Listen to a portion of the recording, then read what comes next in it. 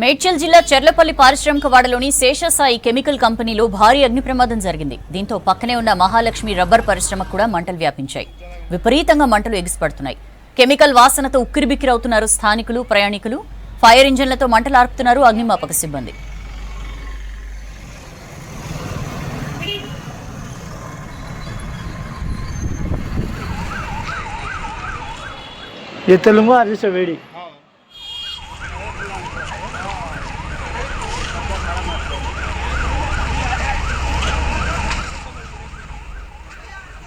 Details తెలుసుకుందాం. రామ్ ప్రసాద్ మనతో phone line లో ఉన్నారు. రామ్ ప్రసాద్, ఈ చెర్లపల్లి అగ్ని ప్రమాదానికి సంబంధించిన ఇన్ఫర్మేషన్ ఏంటి? సౌజన్య, మేడ్చల్ జిల్లా శివారులో ఉన్నటువంటి చెర్లపల్లి పారిశ్రామిక వాడ ఫేజ్ 1 లో అయితే ఈ రోజు సాయంత్రం అందాజా 6 గంటల సమయంలో అయితే భారీ అగ్ని ప్రమాదం జరిగింది. తొలుత అగ్ని ప్రమాదం అని మనం గమనిస్తే సర్వోదయ కంపెనీకి సంబంధించినటువంటి కెమికల్ ఫ్యాక్టరీలో అయితే తొలుత ఫైర్ ప్రారంభమైంది. అక్కడ మంటలు కాస్తగా ఫైర్ కెమికల్ కంపెనీలో మొదలైనటువంటి మంటలు అయితే పక్కన ఉన్నటువంటి మహాలక్ష్మి రబ్బర్ కంపెనీతో పాటు అదే విధంగా శేషసాయి కెమికల్ కంపెనీలకు కూడా విస్తరించడం జరిగింది. సుమారు ఈ ప్రమాదంలో ఎన్ని కంపెనీలకు మంటలు పూర్తిగా వ్యాపించాయనే ఒక అంచనా కూడా వేయలేని విధంగా అయితే భారీగా మంటలు ఎగిసిపడుతున్నటువంటి పరిస్థితి అయితే కొనసాగుతా ఉంది. ఒక్కసారిగా భారీ మంటలు ఎగిసిపడడంతో అయితే ఇటు అగ్నిమాపక శాఖ సిబ్బంది ఇప్పటికే మనం చూస్తున్నాం, అక్కడ 6 ఫైర్ ఇంజన్లతో మంటలను ఆర్పేందుకు ప్రయత్నాలు చేస్తున్నప్పటికీ కూడా ఎటు నుంచి కూడా వెళ్లేటువంటి పరిస్థితి లేకుండా అయితే భారీగా అగ్నికిరలు ఎగిసిపడుతున్నాయి. ఈ క్రమంలోనే కొంత రెస్క్యూ చేసేటువంటి పరిస్థితి కూడా కుదరడం లేదు. కానీ కంపెనీలో మనం చూడవచ్చు, ఇప్పటికే ఏదైతే కెమికల్ కి సంబంధించినటువంటి రియాక్టర్లు కూడా క్రమక్రమంగా అప్పుడప్పుడు ఒక్కొక్కటి పేలుతున్నటువంటి ప్రమాదం అయితే వాళ్ళు అక్కడికి వెళ్లి ఎలాంటి సహాయక చర్యలు చేపట్టలేనటువంటి విధంగా పరిస్థితులు అయితే కొనసాగుతున్నాయి. ఈ క్రమంలో కెమికల్ ఫ్యాక్టరీ అదేవిధంగా పక్కన ఉన్నటువంటి రబ్బర్ కంపెనీ కావడంతో అయితే ఇక్కడ ఉన్నటువంటి వాసనకైతే పక్కన ఉన్నటువంటి ప్రజలందరూ కూడా కొంత భయాందోళనకు గురైనటువంటి పరిస్థితి. ఎందుకంటే కెమికల్ వాసన కారణంగా అయితే ప్రజలు కూడా కొంత ఉక్కిరిబిక్కిరి అవుతున్నారు. ఆ ప్రాంతం మొత్తం వేడిగా మంటలన్నీ చూడవచ్చు. భారీ ఉష్ణోగ్రతలు ఏ విధంగా ఉంటాయి అంతకు మించినటువంటి విధంగా అయితే అక్కడ పరిస్థితులు అయితే ఉన్నాయి. ప్రజలందరూ కూడా ఆ సుదూర ప్రాంతాలకు వెళ్లేటువంటి ప్రయత్నాలు అయితే చేస్తున్నారు. మనం ఇప్పటికే గమనించవచ్చు, ఈ యొక్క అగ్ని ప్రమాదం విషయం తెలుసుకుని అయితే రాచకొండ కమిషనర్ సుధీర్ బాబు అయితే సంఘటన స్థలానికి చేరుకోవడం జరిగింది.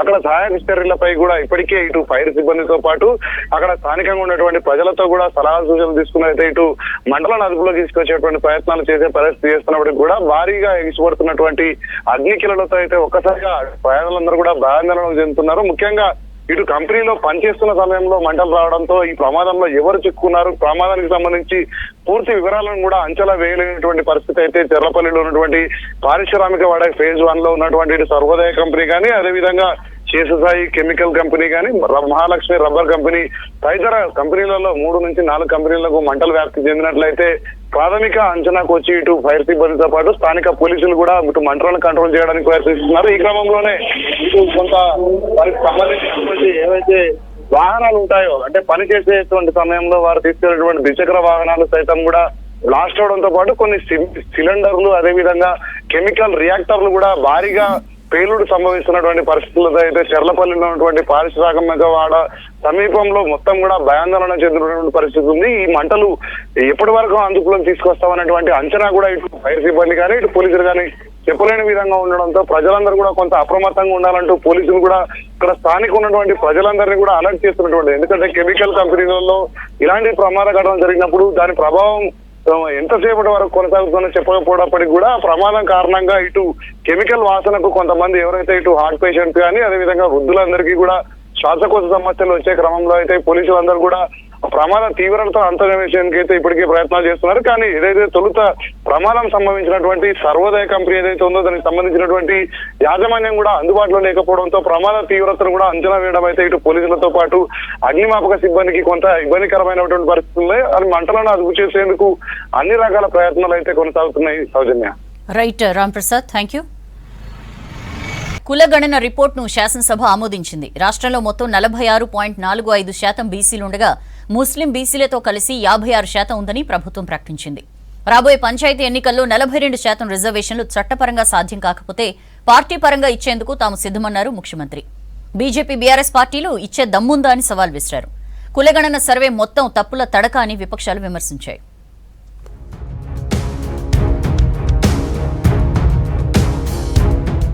కులగణనకు రిపోర్టును ఆమోదించింది అసెంబ్లీ. రిపోర్టును కేంద్రానికి పంపుతూ సభ తీర్మానం చేసింది. మధ్యాహ్నం రిపోర్టును సభ ముందు ప్రవేశపెట్టిన రేవంత్ రెడ్డి 75 అంశాల ప్రాతిపదికన సర్వే చేశామన్నారు. రాష్ట్రంలో మొత్తం 3,74,00,000 జనాభా ఉంటే 3,50,00,000 మంది సర్వేలో పాల్గొన్నారని అన్నారు సీఎం.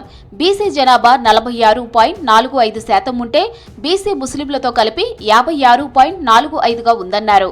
ఓసీలు 15.79%, ఇందులో ముస్లింలు ఓసీలు 2.48% అన్నారు రేవంత్. రాష్ట్రంలో 3,54,77,554 మందిని సర్వే చేయడం జరిగింది. ఎస్సీలో ఇది మొత్తంలో 17.43% ఉంది. ఎస్టీలో ఇది మొత్తంలో 10.45% ఉంది అధ్యక్ష. బీసీ ఇది మొత్తంలో 46.25% ఉంది అధ్యక్ష. ఏళ్ల నాటి బీసీల కల నెరవేరిందన్నారు పొన్నం ప్రభాకర్. ఈ లెక్కలతో బలహీన వర్గాలకు న్యాయం చేస్తామని చెప్పారు. బీసీలకు కొత్త శకం ఈ రోజు నుంచే ప్రారంభమైందన్నారు పొన్నం ప్రభాకర్. ఈ సమాచార సేకరణ దేశానికి ఆదర్శమని చెప్పారు. నిజంగా బలహీన వర్గాలకు సంబంధించి గొత్తెత్తి వారికి న్యాయం చేయాలనే డిమాండ్ చేసే ప్రతి రాజకీయ పార్టీ దీన్ని స్వాగతించి దీని భవిష్యత్తు ప్రణాళికకు సలహాలు ఇచ్చి కార్యక్రమాన్ని ఏ విధంగా తీసుకుపోవాలనేటువంటి మాట చెప్పి ముందుకు పోవాలని కోరుతాను. సర్వే సరిగ్గా జరగలేదని, గ్రేటర్లో 30% మంది కూడా పాల్గొనలేదన్నారు తలసాని శ్రీనివాస్ యాదవ్. బీసీ జనాభా ప్రభుత్వం తగ్గించిందని ఆరోపించారు. రిజర్వేషన్లు పెంచిన తరువాతే లోకల్ బాడీ ఎన్నికలకు వెళ్లాలన్నారు తలసాని. నాకు తెలిసి గ్రేటర్ హైదరాబాద్ పరిధిలో 30% కూడా పార్టిసిపేట్ చేసినటువంటి దాఖలాలు లేవు. మీరు మీ స్టేట్మెంట్లో కూడా కొంత జిహెచ్ఎంసీలో కూడా జరగలేదనేటువంటిది మీరు చెప్పారు అధ్యక్ష. అయితే ప్రధానంగా మాకున్నటువంటి ఇన్ఫర్మేషన్ ప్రకారం ఇవన్నీ వివరాలు చదివిన తర్వాత మాకెందుకులే అని అవాయిడ్ చేసినటువంటి సందర్భం, మాకు అక్కర్లేదనేటువంటి సందర్భాలు కూడా చాలా జరిగినాయి. తీర్మానం చేసి కేంద్రానికి పంపి చేతులు దులుపుకునే ప్రయత్నమని బీజేపీ ఎమ్మెల్యే పాయల శంకర్ విమర్శించారు. ఈ తప్పుడు సర్వేతో ఎన్నికలకు వెళ్తే కోర్టులు కొట్టేసే ప్రమాదం ఉందన్నారు. ప్రతి ఇంటికి 2 స్టిక్కర్లు వేసినా బీసీ జనాభా ఎందుకు పెరగలేకపోయిందని ప్రశ్నించారు. పాయల వ్యాఖ్యలకు కౌంటర్ ఇచ్చారు పొన్నం. 2 స్టిక్కర్లు వేశారన్నది అవాస్తవమని, అలాంటివి మా దృష్టికి తెస్తే చర్యలు తీసుకుంటామన్నారు. గ్రేటర్లో ఎన్యూమరేటర్లపై కుక్కలు వదిలిన దాఖలాలు ఉన్నాయని ఫైర్ అయ్యారు పొన్నం. ఈ రకమైనటువంటి తప్పుడు తడకలతోని నివేదిక తయారు చేస్తే దీన్ని కోర్టులు కొట్టేస్తాయి అధ్యక్ష.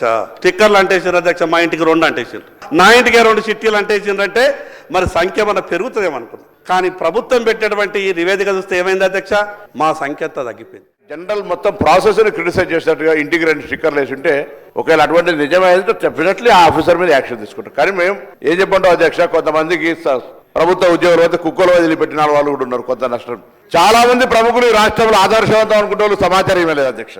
సభ్యులు విలువైన సూచనలు తీసుకుంటామన్నారు ఉత్తమ్. 10 ఏళ్లు రాష్ట్రాన్ని బీఆర్ఎస్ పాలించింది, 10 ఏళ్లు కేంద్రంలో బీజేపీ పాలించిందని, వాళ్ళెందుకు బీసీ లెక్కలు తీయలేదన్నారు ఉత్తమ్.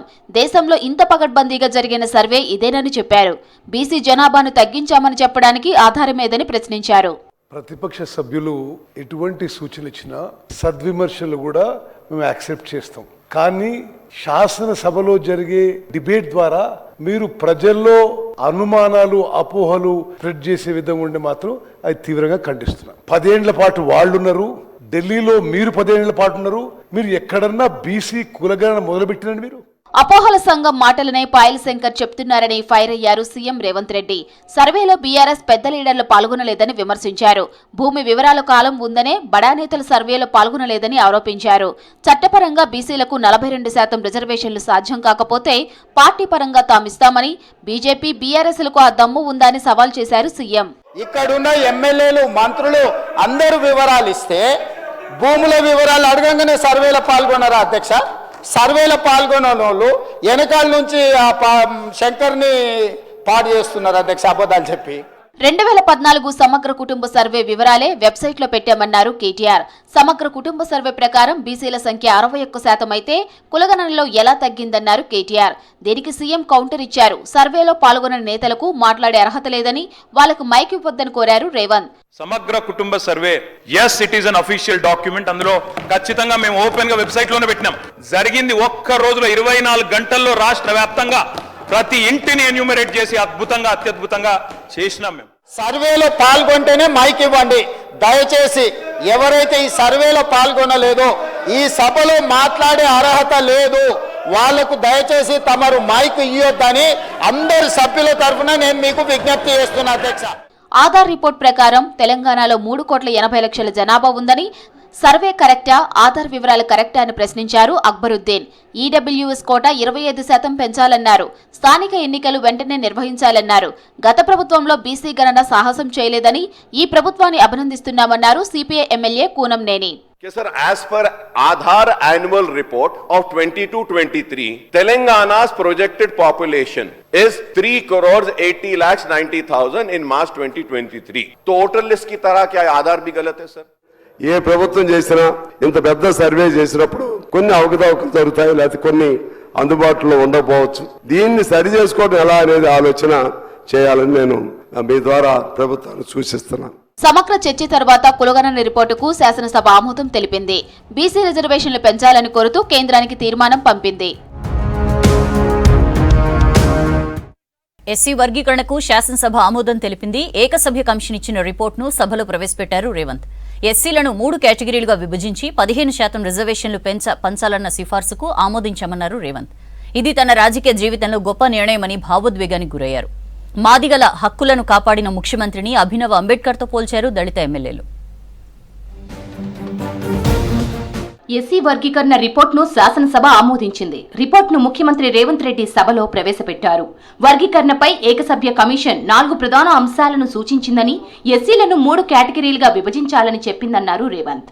గ్రూప్ 1లో సామాజికంగా వెనుకబడ్డ 15 కులాలను చేర్చిందని, వారికి 1% రిజర్వేషన్లు సిఫార్సు చేసిందన్నారు సీఎం. గ్రూప్ 3లో 26 కులాలు ఉన్నాయి, వీరికి 5% రిజర్వేషన్లన్నారు. గ్రూప్ 2లో 18 కులాలకు 9% రిజర్వేషన్లు సిఫార్సు చేసిందన్నారు రేవంత్. క్రిమిలేయర్ పెట్టాలన్న కమిషన్ సిఫార్సును ప్రభుత్వం తిరస్కరించిందని చెప్పారు. గ్రూప్ 1 కేటగిరీ కింద వచ్చే 15 కులాలకు 1% ఇచ్చిండ్రు. గ్రూప్ 2 కేటగిరీ కింద వచ్చే 18 కులాలకు 9% ఇచ్చిండ్రు.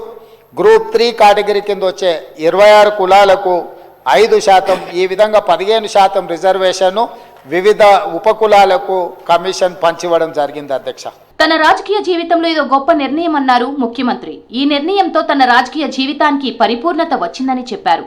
తన కోసం ఓ పేజీని రాసుకోవాల్సి వస్తే ఈ రోజును రాసుకుంటానని చెప్పారు. ఎస్సీలను ఓటు బ్యాంకుగానే ఇన్ని రోజులు చూశారని చెప్పారు.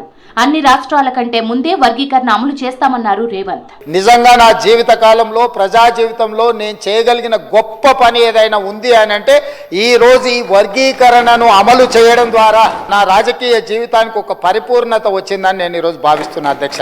30 ఏండ్ల ఉద్యమానికి ఈ రోజు పరిష్కారం దొరికిందన్నారు దామోదర. ఇది తమ ఏండ్ల నాటి కళ అని చెప్పారు.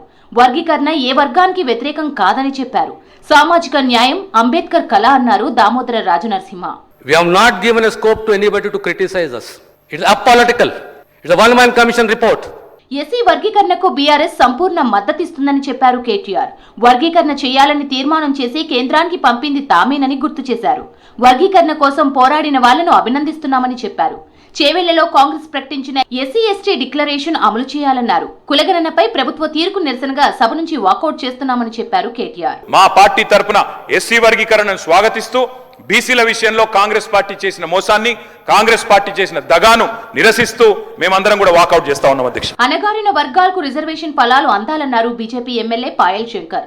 సుదీర్ఘ పోరాటంలో ప్రాణాలు కోల్పోయిన వారికి సభ నివాళులర్పించాల్సిన అవసరం ఉందని చెప్పారు. వర్గీకరణకు బీజేపీ సంపూర్ణ మద్దతు ఇస్తుందన్నారు పాయల్. ఎస్సీ వర్గీకరణకు భారతీయ జనతా పార్టీ సంపూర్ణ మద్దతు ప్రకటిస్తున్నది. ఎస్సీ వర్గీకరణ రిపోర్ట్ను ఎందుకు టేబుల్ చేయట్లేదని ప్రశ్నించారు ఎంఐఎం ఎమ్మెల్యే అక్బరుద్దీన్. గతంలో చంద్రబాబు ఎస్సీ వర్గీకరణ అమలు చేయబోతే కోర్టులు అడ్డుకున్నాయని చెప్పారు. దళితులకు నిజమైన న్యాయం జరగాలని చెప్పారు. కాంగ్రెస్ ఇచ్చిన చేవెళ్ల డిక్లరేషన్ అమలు కావాలన్నారు. వర్గీకరణకు సంపూర్ణ మద్దతిస్తున్నట్లు చెప్పారు సిపిఐ ఎమ్మెల్యే కూనంనేని. దళితులు కలిసి ఉంటేనే హక్కులు కాపాడబడతాయని సూచించారు. మంచి నిర్ణయం తీసుకున్న ప్రభుత్వాన్ని అభినందిస్తున్నట్లు చెప్పారు కూనంనేని. రేవంత్ రెడ్డి అభినవ అంబేద్కర్ అన్నారు కవ్వంపల్లి సత్యనారాయణ. మాదిగల తరపున ధన్యవాదాలు చెప్తున్నానన్నారు. 30 ఏండ్లుగా దండోరా ఉద్యమం జరిగిందన్నారు కడియం శ్రీహరి. వర్గీకరణపై వేసిన అన్ని కమిషన్లు అనుకూలంగా రిపోర్ట్ ఇచ్చాయన్నారు.